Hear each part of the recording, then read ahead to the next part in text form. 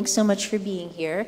We're going to make this as painless and quick as possible. We do have some slides to share with you, but I really appreciate you all being here. So I'm Emily Fetchko. I work at the Erie Downtown Partnership, and I've had the pleasure of working on the city and their Historic Review Commission and their new preservation planner on thinking about how we build a better downtown, and you are all a part of that, obviously. Matthew, why don't you come up and introduce yourself?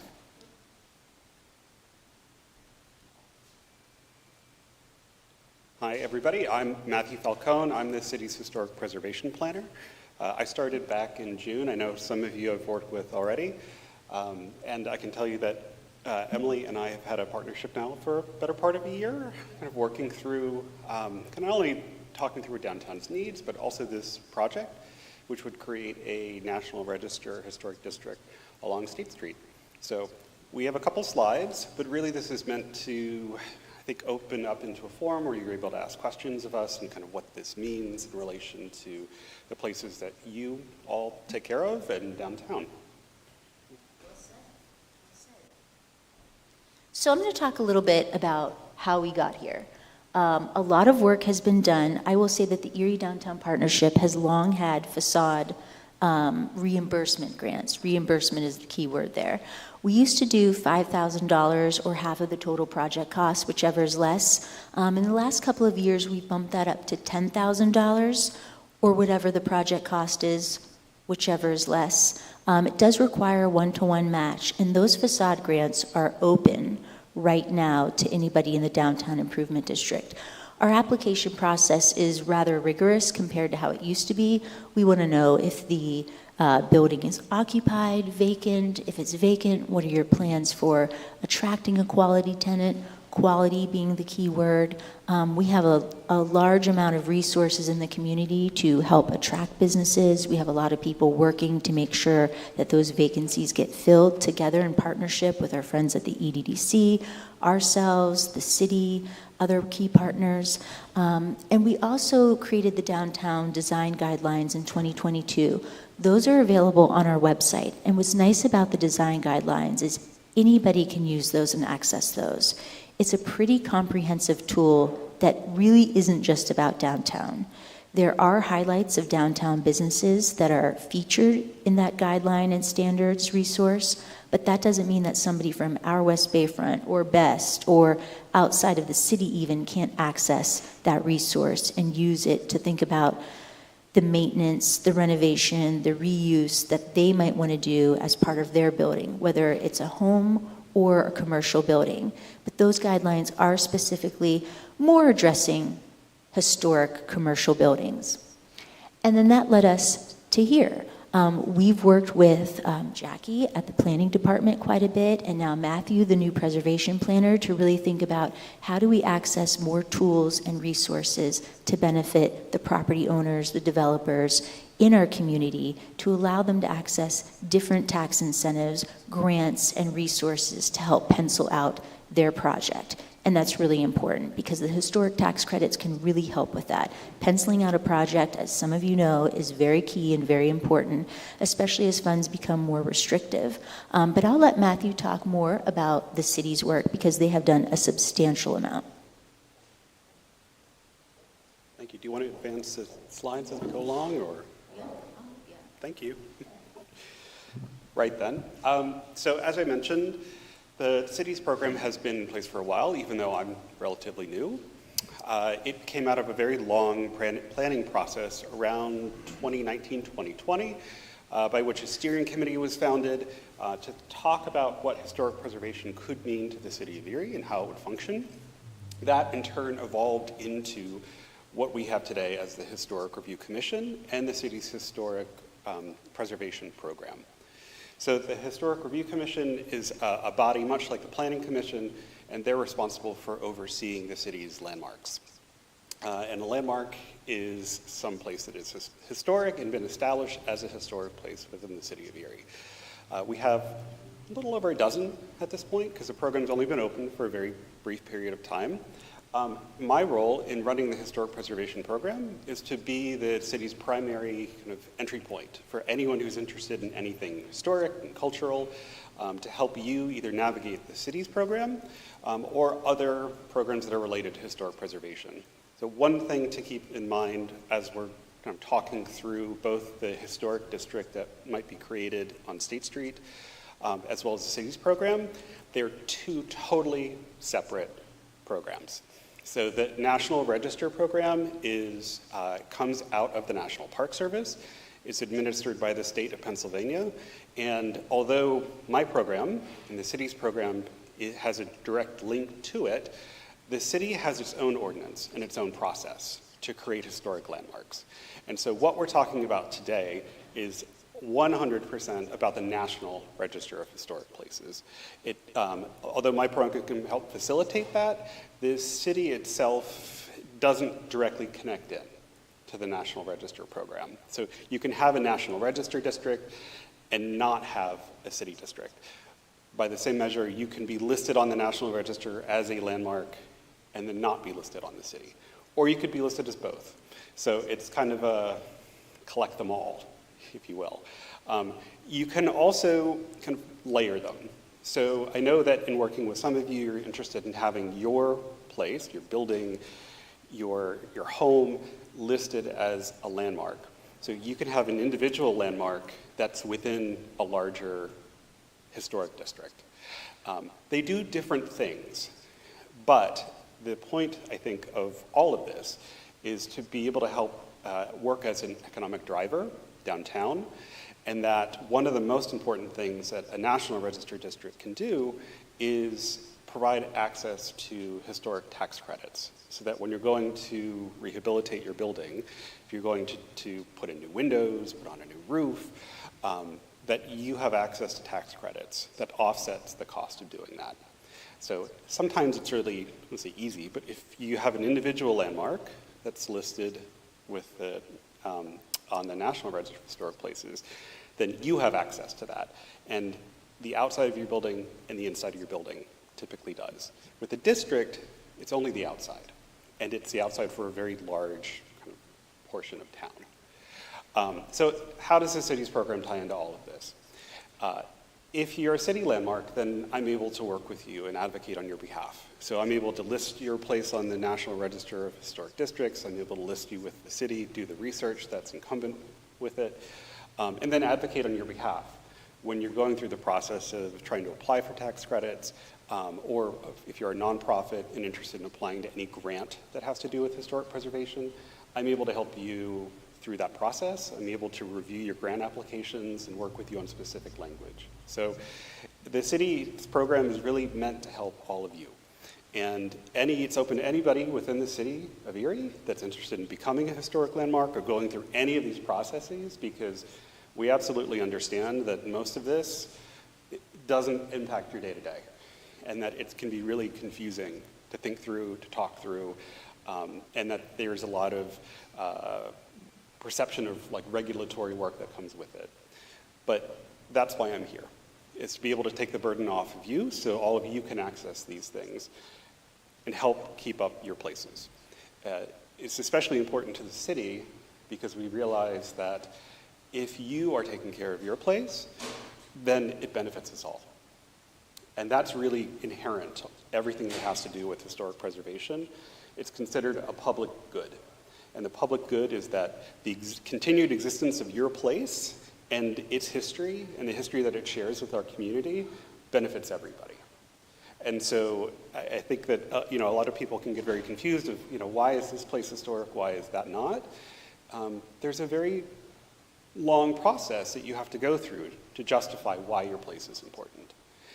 It includes a lot of research, and for those of you that I have worked with, the research can take months. And it's digging through archives and articles and trying to put together a specific argument about why something is important.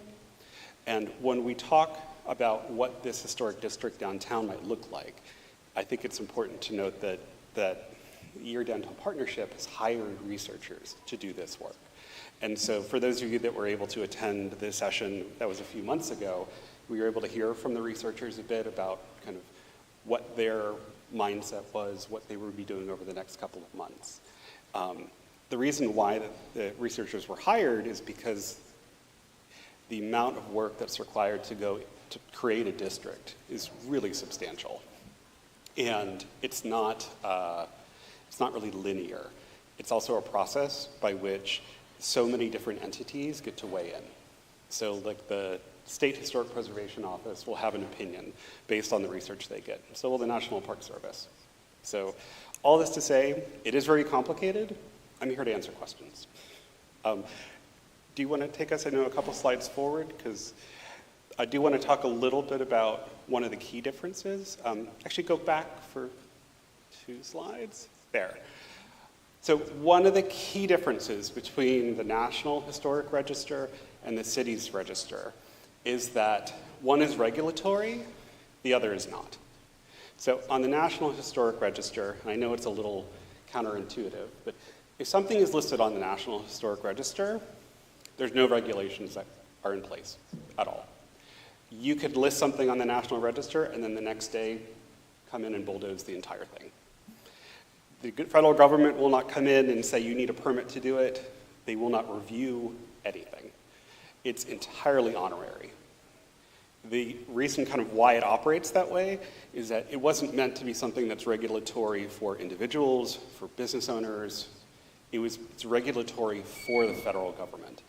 So that when they're doing a project and they're using federal money, it tells them what they can and cannot do. So if something is listed on the National Register and the federal government comes in and says, I want to put a freeway right there, they'll look and say, oh, I can't really do that because it's listed on the National Register.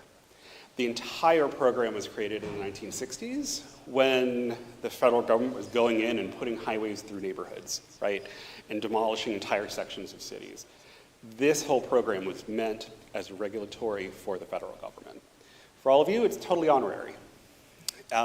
There's some contingencies that go with that, but any time that there's federal money being spent, it triggers a flag because they want to make sure that if they're spending money on something, that it's not going to destroy a historic resource or destroy something that's important to the community. The city's process does come with regulations, right? If you want to tear down your place, you have to get permission to do it. You have to fill out an application. Usually you work with me one-on-one, but there is a process by which we talk about what it is you're doing and that there are some boundaries that go into place. Again, I know it's totally counterintuitive because when you think national, you think it's going to be regulatory, it's going to be the federal government. That's not the case. I think Emily's going to talk about this a lot more, but the reason why that is, and again why we're pursuing this, is because there are kind of other strings that come off that program, one of which is having access to these historic tax credits. So then the question is, I'm sure all of you are asking, well then that's easy. Why does the city have its own process? And that is because several different reasons. We need something in place within the city to be able to almost act like the government does, where we understand what's historic to people. And if you're telling us that it's important and it needs to be protected for generations, then the city is here to put in place those protections. We don't do it easily.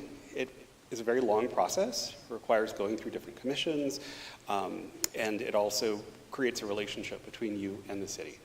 And that relationship is primarily with me, so that if you want to do things to the outside of your building only, we talk about it. And we talk about what it is that you want to do and how that might look. It's really about trying to help, again, maintain the places that are important. So the city also has a separate program. And I know a lot of you are very interested in how is it that we can continue to maintain our places. And so the city has been in the process over these past several years of trying to work out a grant and a low entrance loan program that would be available to folks that have City of Erie historic landmarks. And so that if you're interested in kind of taking advantage of these opportunities, that there is going to be assistance for you with the city. And that assistance looks in part monetary, but also in part technical. So that, again, if you're going through all of these things and you don't know who to call or you don't know who to ask, you don't have to hire a consultant. You're able to work with me on your behalf for free. Next slide. Yep. So if you don't mind, can we pause and then see if there's any questions? Because I know that was a lot to digest, especially if you're just coming into the land of historic things for the first time. Does anyone have any questions about National Register, City Register, what it all means? What is this? Yeah, I have a question. Yeah. So this is for business owners or what's going on here? It's for anybody. So specifically, we're talking about creating a National Register Historic District around State Street downtown. So, what is it? No, that's all right. I couldn't hear you. This is what? So this meeting, we're talking about creating a National Register of Historic Places District downtown. So it's... So like an amusement park or something? no, not an amusement park. No, it has more to do with the history of downtown and ensuring that there is a recognition of it, and then providing opportunities to nonprofits, business owners downtown. Other questions? I just want to use the example. Where's Matt? There you go, sorry. So Matt has an amazing historic building, really beautiful on the inside and out. So you have been thinking about pursuing a national historic designation as a landmark. And then I'm going to say that, this process that we're already in for this downtown improvement district, State Street historic designation will probably happen faster than yours at this moment. I know that Bill, the Masonic Temple, really laborious process. I remember when you were going through that and we wrote a letter. Like, it takes a lot of time. So the nice thing is that you can benefit from this national historic designation sooner than you could, at least on your own, if you're going to start to pursue that other designation. So it allows you the ability to do things on the facade, right? Just to your building. So you could start with the facade work. And then if you did move towards that other designation, then you would have the designation in hand to start to do the interior. So this is about just your facade work on your commercial building in the downtown. And again, the tax credits are a benefit if you choose to use them. There's really no strings attached. You can use them and access them or not, but if you want to pencil out that project, this is a great way to do it. Anybody else have any questions? I know, Julio, you're thinking about some things. No, I mean, the only comment that I have is, as a real estate owner or investor, as a single entity, I would have to hire somebody to do the work, to pursue this. It will be impossible for me. I either pay the taxes and the fees do that or whatever. The job that the city and Matthew specifically have done, this is, to me, has a lot of value. And it really takes better what the future of this community should be all about. Mm-hmm. Very pleased to see younger people here that are committed for the future. So, no, thank you very much. I'm always welcome to continue learning, continue getting ideas, and I really want to go back home to California. Oh, come on, Julio. Come on. But thank you, Matthew. And yeah. Thank you, everybody here. Yeah, it's a really cool program, and working with the city has been wonderful because Matthew brings so much historic context and passion to this work, and the planning department has been absolutely amazing. The Historic Review Commission, the Redevelopment Authority is a part of this too and helping to fund it. So it's a really nice layered approach. And I think what Matthew said about the layered incentives, that's something that we don't talk about as much either, is that you can layer these incentives in a really creative way to make those projects pencil out. And I also think benefiting from an elevated standard of care is really important. We have some, let's say, businesses that are probably undesirable. we use the term predatory, maybe that's a bit strong, but they appear vacant, there's never anybody in them, and they're popping up everywhere. So how do you elevate that standard of care and make that block more vibrant? And I think when we think about anchoring blocks, we talk about the activated corner of Main Street and how important it is to have vibrancy and activation and good buildings on the corners of blocks. The other thing that people don't often consider with preservation work is the context of the building. Sometimes we look at just the building and we say, this is one asset, but how does it play and figure into everything happening around it? And that's a really important thing to consider too, as you're thinking about potential projects. Here's a little bit more about our design guidelines, and I want to say that these are not mandatory. They are voluntary. I will tell you that if you apply for a facade grant through the Erie Downtown Partnership, we will want to know that you have considered things in the design guidelines. We often ask for a design plan, a rendering. We want to see what your project is going to look like. Our team might come back with questions about placement of certain things, even something as simple as an awning. Why is it placed there? Can it be raised 6 inches? It's literally that kind of detail. But we want to make sure that we're investing in things that are truly, to use the word, transformational. We want to make sure that we're putting money into resources and assets that are really going to have a huge impact. Yes, ma'am.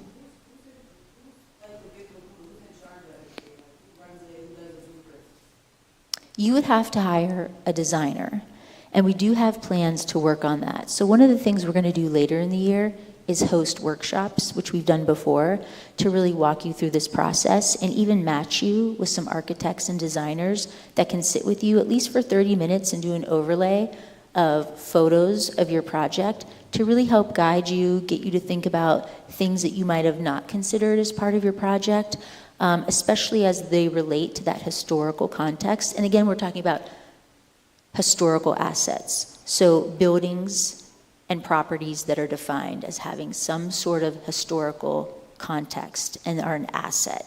And that's what the National Historic Designation is going to look at. We're looking at sort of the center of gravity. What part of our downtown has the most historic assets? So we want to really maximize that and make sure that we have a really strong center of gravity. There are historic designations. We have Lower 6, but this project also aligns. It's the Lower 6 Historic District. That was what, in the 1980s? They put that forth? It's a 6th Street corridor. Yep. It's mostly West Side, right? Yeah, just down a couple of blocks. No. Yeah, we don't deal with the county.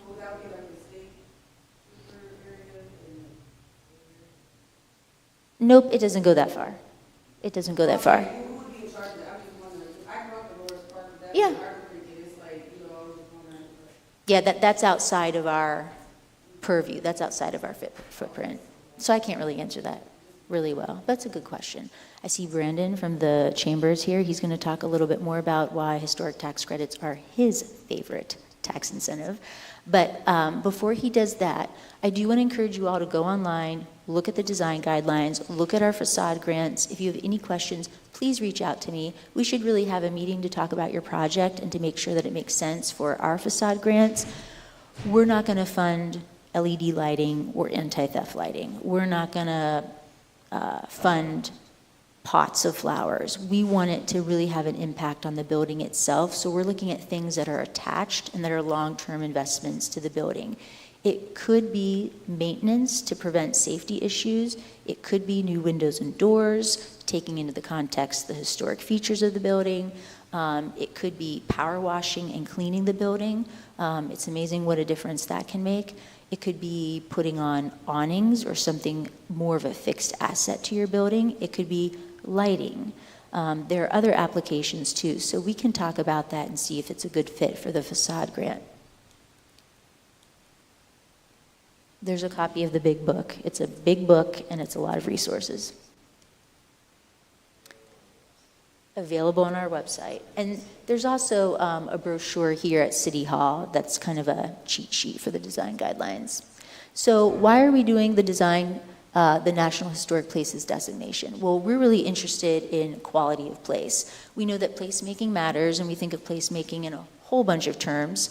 But for us, it's really about elevating the standard of care, making sure that there's not deferred maintenance on our buildings, and really making sure that we are protecting assets and creating beautiful spaces where pedestrians want to spend time.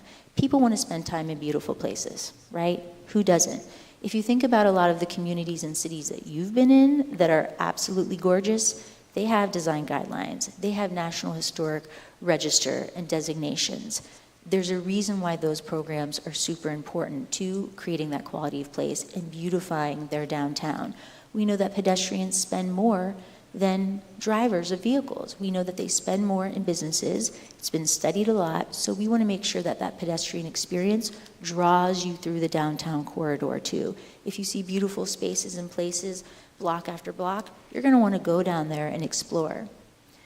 So the Downtown Partnership, like I said, in collaboration with Matthew and the preservation planner, Jackie at the Department of Planning, the Historic Review Commission, we're really working together to really make sure that this is a designation that makes sense for our downtown improvement district. And it does have a lot of alignment. So not only does it align with our design guidelines of 2022, but it also aligns with our downtown master plan. It aligns with the Erie Refocus comprehensive plan. And that's really important because we want to advance the goals that are in these plans. This is a way to advance some of those goals. It also aligns with our EDGE strategy. Our EDGE strategy stands for Erie Downtown's Growth Through Experience. It's our internal strategy that we use at the Erie Downtown Partnership to advance our downtown master plan. One of those key focus areas is improving the environment. So obviously the built environment is very important to that work.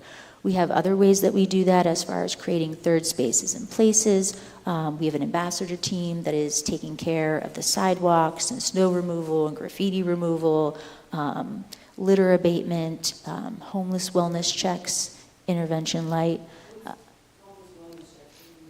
It's just a group of people. We have a team that goes out, and when they see a vulnerable individual, they'll just check on them.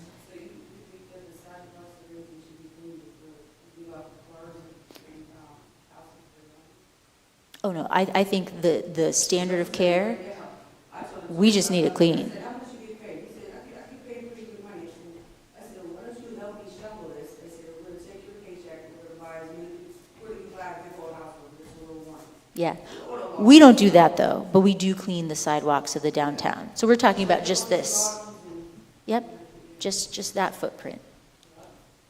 So the next steps of this is we are going to hear probably in 2 months or so from the consultants, Markowski, I always get that wrong, Markowski Engineering near Pittsburgh. They are doing all the preservation recommendations, exploration. Say what? Pittsburgh, is your courthouse? Nope. This is an engineering firm and preservation firm. So they're doing the designation recommendations. So I will invite all of you back probably in April, the end of April, to really hear about what those recommendations are from the consultant. Those will be based, again, on the richness and density of the historic assets we have in our downtown. And then we want your feedback in that process too. And I would also say that your feedback is welcome anytime. You can reach out to me, you can reach out to Matthew. We want to make sure that this works for our downtown businesses, for our developers, for our property owners, and it is a tool and a resource that is at your availability should you choose to use it. I see Brandon's here. Brandon, I would love for you to come up and talk about why historic tax credits are your favorite incentive. You. Yeah. I already heard him talk about this, and I said, okay, you got to come to this presentation. No pressure, Brandon. Brandon is the CEO of the Erie Regional Chamber and Growth Partnership. He's been with us in our community for a little over a year, and we're so pleased to have him. Go for it. Good to see you. Hey, how you guys doing? I'm Brandon Mendoza. I'm president and CEO of the Erie Regional Chamber. And Emily and I had a conversation, maybe a week or two ago on this. Obviously, to do real estate is expensive. To close the gap in terms of, what you have versus what you need to raise, to have a good pro forma for a good deal. Post 2020, material costs are up, labor costs are up, and rents are up somewhat, but not as much as those. So places like our downtown, historic tax credits are critical for these properties that have culture, history, and that are very expensive to, match the architectural design of yesteryear with today, right? So without the historic tax credit, it would really be cost prohibitive to match that. But as we all know, some of those earlier architectural designs are beautiful, amazing, and things that we want to keep in our region. There are a number of folks trying to do historic tax credit projects in our downtown, and the chamber is super supportive of those, as well as tapping into other incentives as well. But those are critical because but for those tax credits, those projects would not happen. They're just too high of a cost, and those properties probably would sit, uninvested in as well. So for me, they're one of the highest ROIs for downtowns and main streets. So we're all working collaboratively, and we want to work with you, and we also want to make this process really painless for people that want to access these incentives. And Matthew, again, is a really great, nimble, proactive resource. I know that he's toured a lot of your buildings already, so really reach out to him and use him for any of your questions. And of course, you're welcome to reach out to me. So in April, maybe late April, we will hear from Markowski and their preservation office about their official recommendation. I would love for you to attend again and give us your feedback on what you think about that footprint that we're creating and going to submit on the city's behalf. Does anybody have any questions or something that's piqued your interest? I like your cherry jacket. Thank you. Thank you. I love it. Oh, we didn't even talk about benefits of designation, really. Not in any detail. I got so excited. So up here is a little bit of the benefits of designation. So increased property values is a really important one. Obviously, the economic incentives that we've been talking about at length. The economic impact on small business is really huge, and tourism. Historic assets are a real tourism draw. Job creation, it encourages adaptive use, it encourages incrementalism, two things that are really important in making downtown vibrant, user-friendly. It encourages the creation of that sense and quality of place that we're talking about, elevating the standard of care, making sure we go from meh to yes. Yeah. So, cracks, I don't want to sound crazy. So what's the search and rescue stuff they're talking about? Is that not, I have no idea. there's like the search and rescue, it's something about volunteering? Yeah. I'm wondering, is that like, I have no idea. is that the incident, if there's really a search and rescue? I don't know. Like Cherry Hill Road and stuff like that? The designation does not restrict development, as Matthew said, does not restrict. That's really important to note. It doesn't require maintenance or public access, and it doesn't guarantee funding or protection. So yes, you have to apply for these things, but it's not guaranteed. You can access the facade grant application, now open at our website. You can also access our design guidelines. You can access Matthew at any time, and let's build a better downtown together. Go for it. I have one more thing to add, and actually I'm going to go back a bit. And just looking at all your shiny faces made me realize something that's very important we should talk about. I know most of you, because you're already operating very large historic assets, right? McCoy's in and of itself is an individual landmark. The Menor Core and the Labor Temple, the Masonic Temple, they're all individual landmarks because they have a really rich and complex historical narrative. So they're typically individually listed or eligible to be individually listed. When you're going through this process, not everybody is. And so the story that applies to the Menor Core might not necessarily apply to a smaller two-story building downtown. And they wouldn't be able to be listed just by themselves. But when you look at it through the lens of a district, what you're able to do is create and find a historic narrative that applies to everyone in a very large geographical space. So that even if, all of you as individual owners of historic landmarks that are important to the community, you're able in a way through this process to be able to share that with others. And so these kind of smaller buildings downtown that might not have a specific history or story that would elevate them to this status, they're able to access the exact same kinds of incentives, either through taxes or grant opportunities that they wouldn't otherwise be able to do.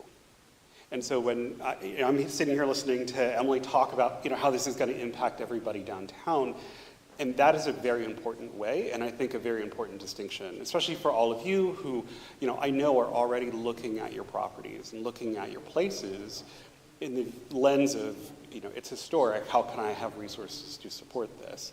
So, in Emily's perspective, who looks at all of downtown, there's a lot of focus on, how can we make this something that everybody can access? And by the same measure, this historic district that EDP is pursuing would make it so that even small business owners or even people who have places that might otherwise be individually listed would have the same kind of access that all of you would. And so everybody then is able to kind of rise together, and as a downtown as a whole, it knits things together in a way that individual listings don't necessarily. And I think that there's also a very important distinction for those of you who have individual landmarks, because while we're talking about something that's going to impact the facade of all the buildings, and that people could access tax money and tax incentives to revitalize, for those of you that have individual listed buildings, that applies to your interior as well. So that when you're looking at different floor plans, when you're looking at updating your HVAC, when you're looking to figure out how you can fix your stairs, if you're individually listed, it provides you more opportunities to the inside of your building, not just the outside. And again, I know that this is an incredibly complex process for most people.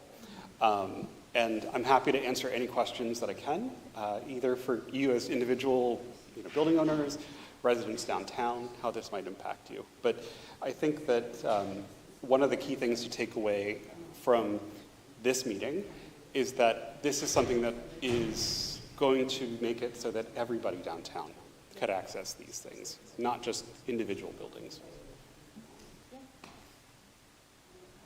Any questions, thoughts?